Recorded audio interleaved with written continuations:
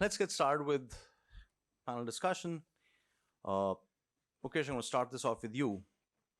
As you see this from your lens as a board member, have you seen companies benefit from effective risk management?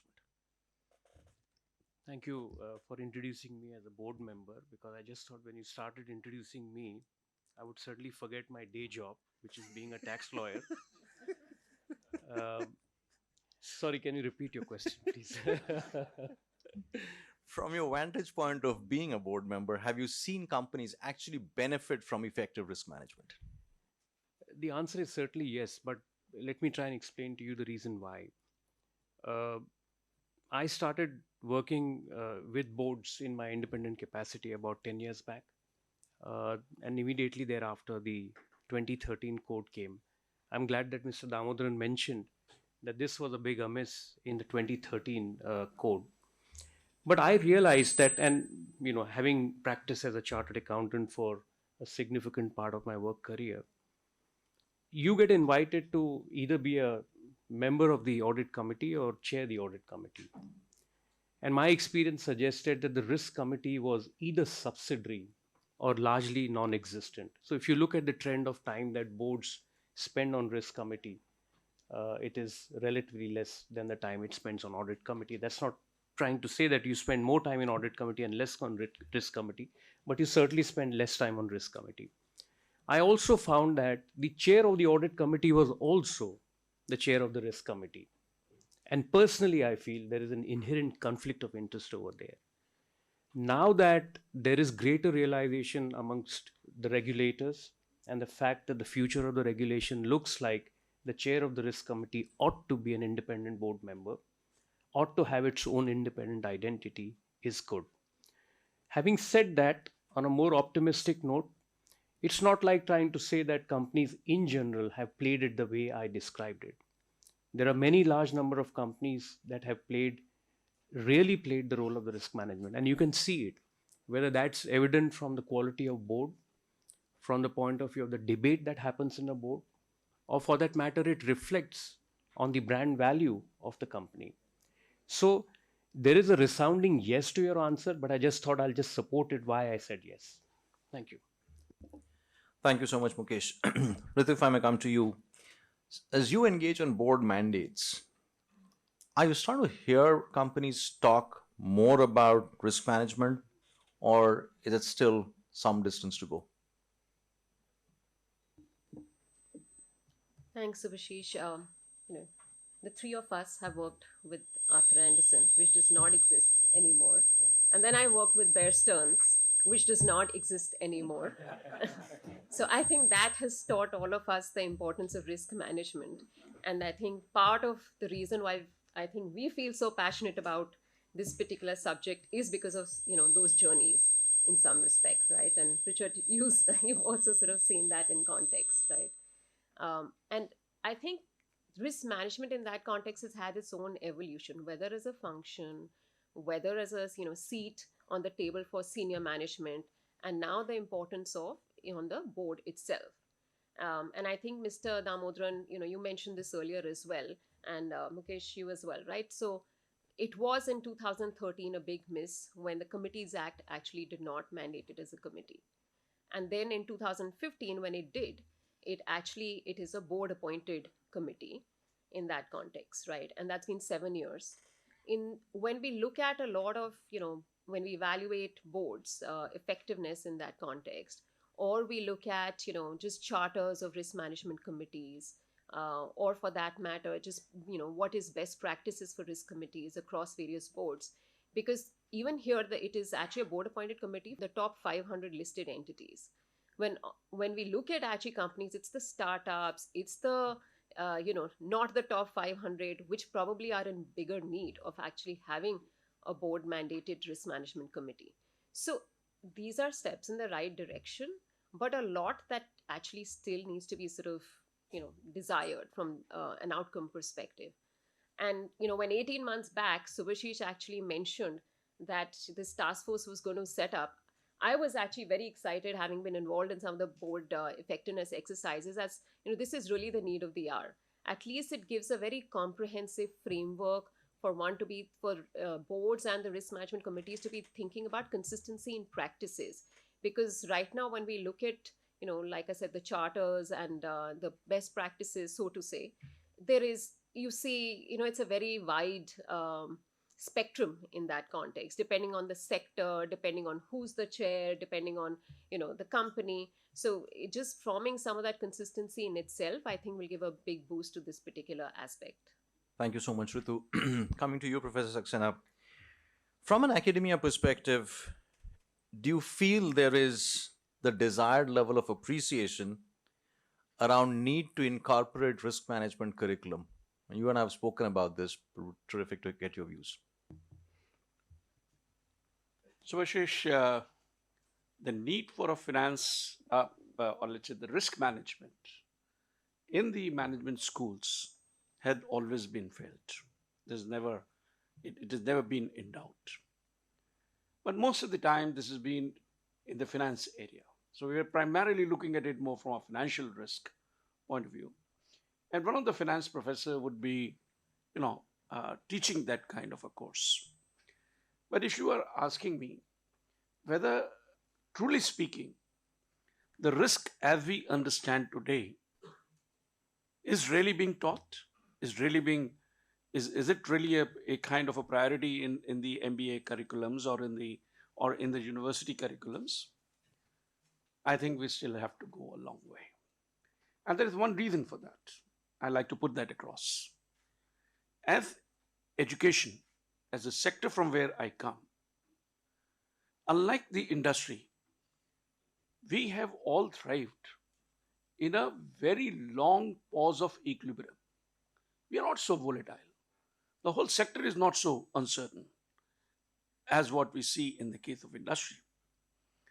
But the last 2 years, the pandemic and the advent of automation technologies has today made it abundantly clear in the business schools that unless and until we bring risk as a course which is to be taught by the multidisciplinary faculty, it will not really be able to help in terms of developing graduates who are needed for the industry today. Thank you so much, Professor Saxena. Mukesh, coming to you, you've seen had your share of experience around how regulations can end up making things more of a tick in the box. There's clause 49 that happened. Mr. Damodar himself was involved with it and many more. How do you prevent the model risk code potentially becoming another tick in the box exercise over time? So let me just first talk about regulations in our nation. Our regulations are predominantly crisis driven in general. So let's look at some of the significant regulations that we have seen in the area of finance. Companies Act 2013. I still remember having a conversation with the then Minister of State for Corporate Affairs, and I told him that the draft 2013 Companies Act has been drafted in a manner as if every second company is going to end up the Satyam way. This is just an illustration.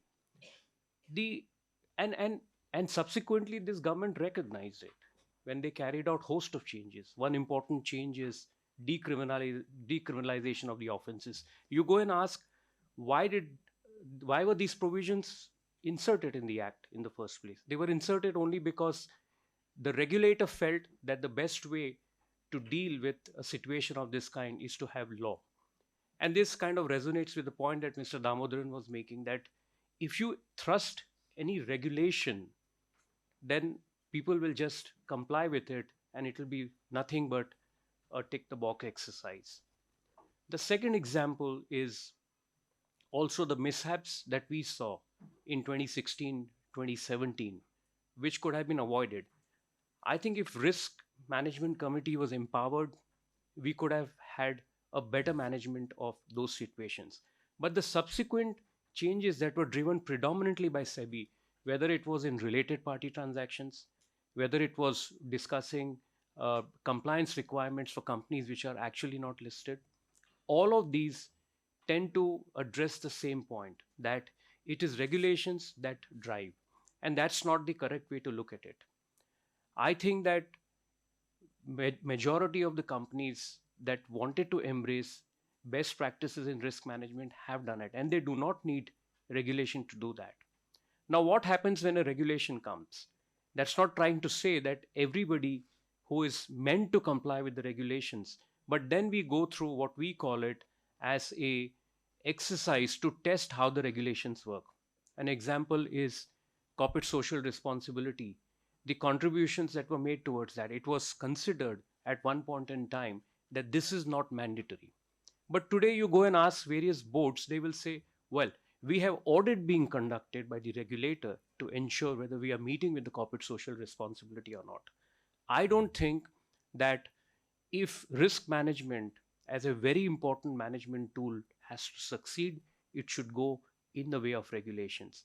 And to that extent, this initiative is very welcome because FICCI is not a regulator. FICCI is an influencer. FICCI is the voice of business. And this partnership between academia and the voice of business really is the way ahead. Whether the government adopts this or not, whether the MCA gives a close look at it or not, is in my view secondary. I really won't bother if for MCA, this is like any other document. But it's important for business, academicians, students, practitioners to embrace this in its form and in its spirit. Thank you so much again, Mukesh. Ritu, do you continue to see a certain degree of sort of disparity between how risk management is viewed in the financial services segment versus others? And with some of the more recent European crisis, COVID, is any of that changing in terms of better appreciation for risk in non-financial service sector? Yes, absolutely. And like they say, never let a crisis, go wasted in that respect. And I think 2008, when I was at the epicenter of, the earthquake that sent tremors across financial services and then became much broader at that point of time. And I know, Mukesh, you and I'd met a few months prior to that in New York. Yeah. When the Lehman crisis happened. Yeah, and then later on, Lehman crisis, you were there. So I think the one positive outcome, if I may say so, of that was just the rigor and appreciation of risk management within financial services. And I think at that point of time, that's when financial services companies started realizing that they need to sort of get onto that journey. And we've seen a little bit now as well, where in India, earlier with banks, you do see a separate sort of, chief internal audit officer, a separate chief risk officer, separate sort of chief compliance officer. Otherwise, as you were mentioning, everything was just one person and just reporting to sort of either the head of legal or, the CFO, and at some sort of, go around in that respect. So I think given that, and now we've seen this more recently also go on from banks to non-banking financial services. So in some respects, yes, financial services is far, far ahead. We've had the second crisis, and that actually has led to the appreciation going beyond financial services to non-financial services. And we were talking about supply chain risk in particular. I think it just came to a halt for a lot of places. And now when we are seeing the entire aspect around sort of, what's happening in Europe right now, that led to a lot of appreciation also when it comes to political risk. I think it's always been there, but I think that has enhanced. You're seeing appreciation of, some of that happening in non-financial services. Has it completely percolated in terms of, whether we're thinking about structure, composition of board, in terms of agendas? Not completely, I would say. It's definitely enhanced the importance, and it's being, at least one big agenda item when you're talking in terms of sort of all the issues around the board. But I think it's a long way in terms of it being thought about in a very comprehensive manner to that extent. But that's where something like, the board sort of the risk code right now would actually help think about these things, because we've seen it takes some crisis for everybody to actually then start working on it. So it is a journey in that respect. Terrific. Professor Saxena, coming to you. You said there's been an appreciation for need for risk management, and obviously more so the financial risk management part of it. So even with that, if there is appreciation, do you think there's enough faculty available to actually deliver broader risk management curriculum in these business schools?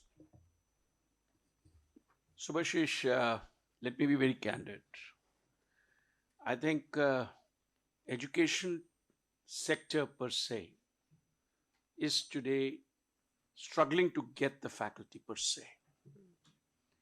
And to talk about faculty in only one area is perhaps too much of a stuff that is there.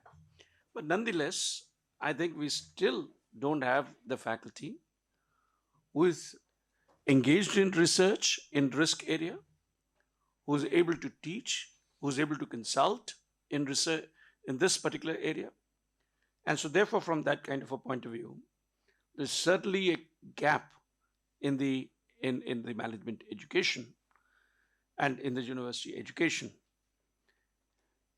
When we are discussing a partnership with the GRMI, one of the primary goals of that partnership that I was really negotiating with you was that we would be able to draw upon the expertise of the GRMI in terms of the faculty that GRMI would be able to bring in to teach some of the courses in risk management. But very interestingly, when the matter went up to the board or to the trust, they said that no, but we do have the finance graduates. We do have the finance faculty, So let our finance faculty do some more research in the area of risk management. So they called up some of the people from finance area and asked, and obviously one of them who was truly engaged in that area said that, well, he was doing that kind of a research, and another faculty who was in the area of equity research said that he was also into that area. But in terms of the intensity that one would expect, it wasn't there. And the consequence of which we just couldn't really go through. But my point of view is education sector per se today has had a tremendous shortage of the faculty per se. And if we are not able to solve that today, we are in for a major crisis in this country, because demographic, we keep talking about it, demographic advantage and everything. To my mind, that's going to turn into a disaster if we are not able to solve this particular aspect. Staying on talent, Mukesh, I'll come to you. We all believe that this is the CRO is a position, it should be a direct report of the CEO, has a right to sit on the decision-making table.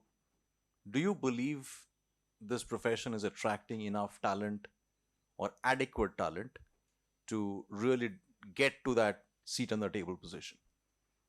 So, Subhashish, before I answer your question on talent, when you talk about profession, means is the context the professional qualification, or is the context the core competency?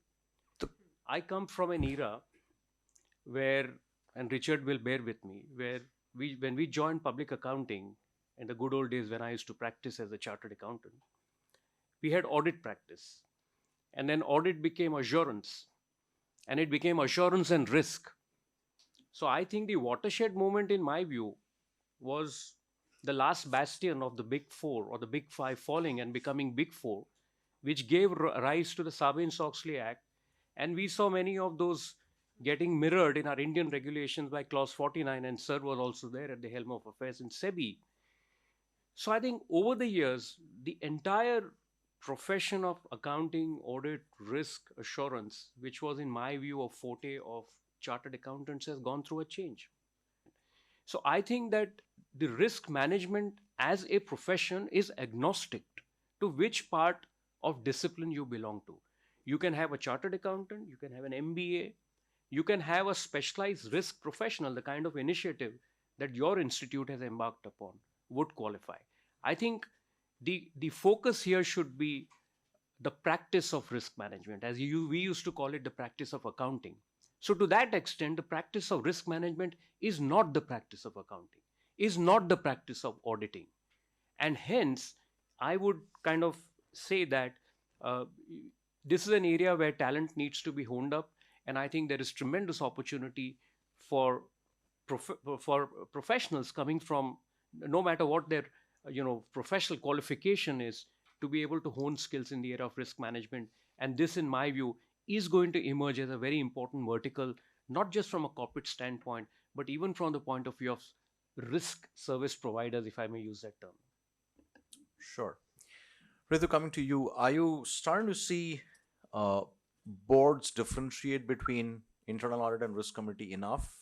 And two, are you starting to see boards looking for risk domain expertise, whether it be within the board, risk committee aside? Are you starting to see some change in that space?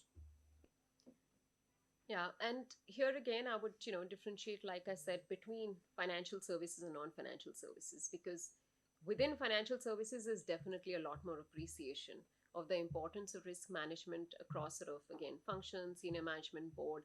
And part of it is it's mandated, it's, the regulator itself is sort of mandating it in that respect, right? So it does bring a different element of just appreciation of this aspect.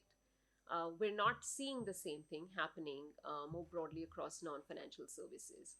And when it comes to risk professionals, again, going back to sort of Mukesh's point, it has not been we haven't had, dedicated risk professionals trained within this particular space, any which ways to sort of start from, right? Because it used to be chartered accountants who all of us have done everything in that context.